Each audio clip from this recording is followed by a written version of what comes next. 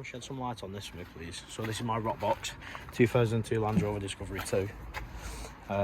It's got a misfire on the high RPM, so under load it'll go into a misfire mode, spit loads of shit out of the exhaust.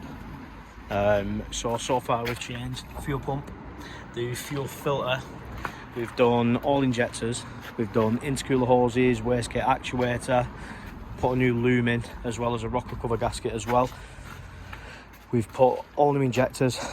I've literally done absolutely everything that I can think of personally and what the forums are telling me to do to get this truck up and running, and it's still not doing it.